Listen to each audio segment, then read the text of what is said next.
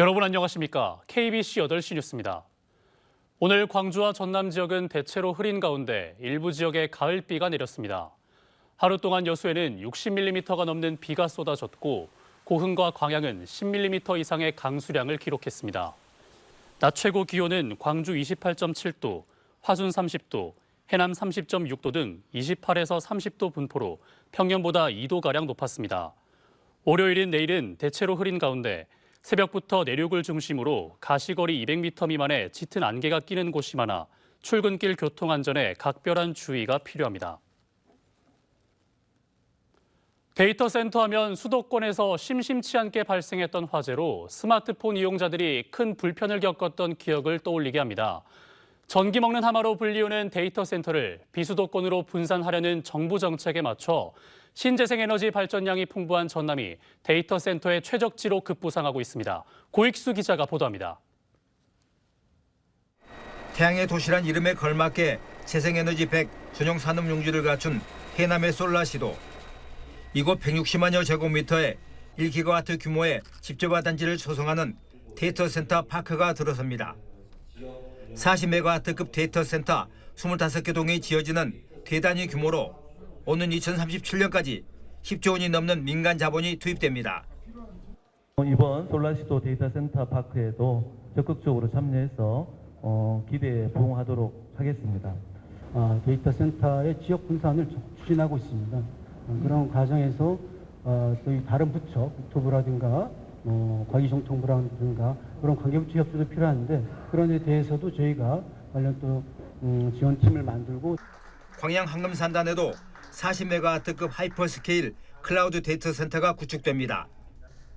한국 마이크로소프트 등 7개 기관이 오는 2032년까지 7,500억 원을 투자해 데이터 센터 2기를 갖춥니다. 한평 오리아산단에도 데이터 센터 유치를 위한 기반 여건 확충 노력이 진행되고 있습니다. 한평 지역은 새로 신규 산단을 조성하는 계획이기 때문에 그 계획에 맞춰서 이제 계획 단계에서부터 필요한 전력 공급 방안이라든지 용수 그런 부분들도 종합해서 건설을 추진할 생각입니다. 오는 2029년까지 수도권에는 전력 소비가 많은 데이터 센터의 86%를 차지하는 550곳이 집중될 예정이어서 전력 수급을 걱정하는 정부도 지방으로의 분산을 서두르고 있습니다. 특히 전남은 태양광 등 신재생 에너지가 가장 풍부합니다. 지난해 말 기준으로 우리나라 태양광 발전 설비 용량 20.9기가와트 가운데 호남 지역 용량은 8.8기가와트로 전체의 40%를 넘고 있습니다. 전기 먹는 하마인 데이터 센터를 비수도권으로 분산하는 정책과 신재생 에너지에 부쩍 관심이 높아진 글로벌 기업들의 성황과 맞물려 전남이 새로운 데이터 센터의 허브로 떠오르고 있습니다. KBC 고익수입니다. 전국 철도 노동조합 총파업이 나흘째 이어지고 있는 가운데 열차 운행률이 20% 넘게 줄어들면서 호남선 이용 고객들의 불편도 커지고 있습니다. 광주 송정역과 서울에 오가는 호남선 고속열차 4대가 지난 14일부터 운행을 하지 않으면서 야간에 출발하는 열차 1대를 제외하고 열차 좌석 대부분이 매진됐습니다. 여수 엑스포 용산으로 가는 전라선 고속열차의 경우 오늘 하루에만 11대가 운행을 멈춰 혼선이 빚어지기도 했습니다. 한편 철도노조가 추석 연휴 등을 이유로 현장 복귀를 점검하고 있으며 열차 운행은 내일 9시부터는 정상화될 전망입니다. 그동안 기록으로만 전해졌던 조선시대 화첩 속 그림들이 미국에서 돌아와 일반 대중에 공개됐습니다. 조선시대 국내외 화가 100여 명의 작품을 모아놓은 이른바 전설 속 명품 화첩으로 불리던 작품인데요. 미국에 거주하는 소치 허련 선생의 후손이 기증을 결정했는데 이 작품들은 한국 회화사에서 매우 중요한 의미를 갖고 있습니다. 신민지 기자입니다. 추운 겨울을 견딘 매화나무가 꽃을 피우자 흰 깃털을 가진 새가 날아와 봄이 왔음을 노래합니다. 조선시대 문인화가 김진규의 작품 묵매도입니다. 18세기 조선의 서화 수집가 성농 김광국이 평생 수집한 그림을 모아 만든 화첩 성농화원에 실린 작품입니다.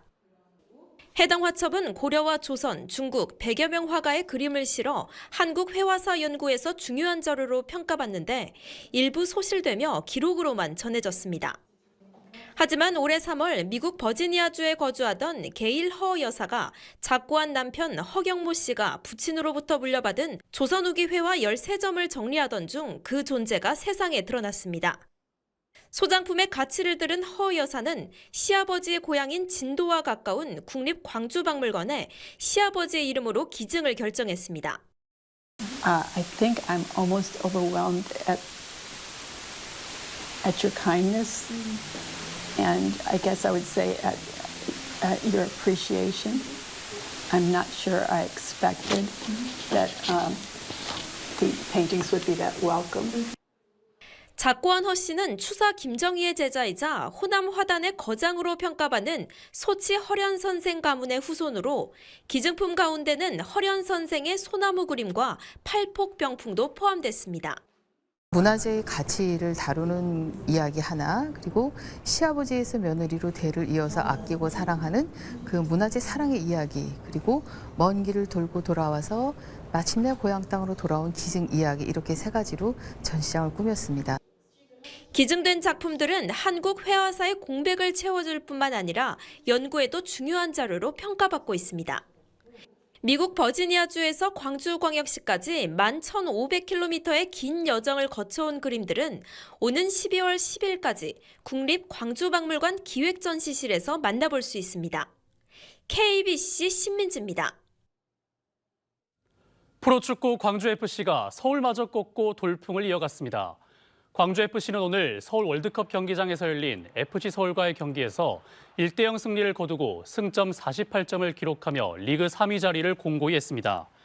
광주FC는 경기 시작과 함께 허율이 왼발 슈팅으로 얻은 득점을 경기 끝까지 지키며 구단 역사상 K리그 1 최다 승점과 함께 10경기 무패 행진을 이어나갔습니다. 국민의힘 전남도당이 내년 총선을 대비해 전남 10개 국회의원 선거구 당원협의회 순방간담회를 진행하고 있습니다. 지난 13일 순천 광양곡성 구례을 당협간담회를 시작으로 현재 3곳의 당협간담회를 실시했으며 남은 지역에 대해서도 다음 달 중순까지 순방을 마친다는 계획입니다. 이번 간담회를 통해 취합된 도민들의 목소리는 총선 공약으로 선별해 정부와 중앙당에 건의할 방침입니다. 광주 서구의 한 공원에서 비둘기 20여 마리가 집단 폐사해 지자체가 조사에 나섰습니다. 오늘 낮 1시쯤 광주시 풍암동의 한 근린공원에서 비둘기 사체가 발견됐다는 내용의 신고가 서구청 당직실에 접수됐습니다. 당시 현장에는 비둘기 21마리가 공원과 인근 도로에 폐사해 있었으며 사체를 모두 수거한 서구청은 보건환경연구원에 정밀조사를 의뢰해 원인을 밝힐 예정입니다. 지인에게 흉기를 휘두른 뒤 심신미약을 주장한 80대에게 법원이 집행유예를 선고했습니다.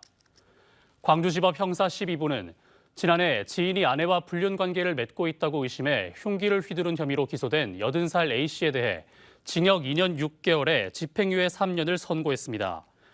A씨는 치매 진단을 받고 심신미약 상태였다고 주장했지만 재판부는 변별 능력과 행동 통제 능력이 결여됐다고 볼 수 없다며 인정하지 않았습니다.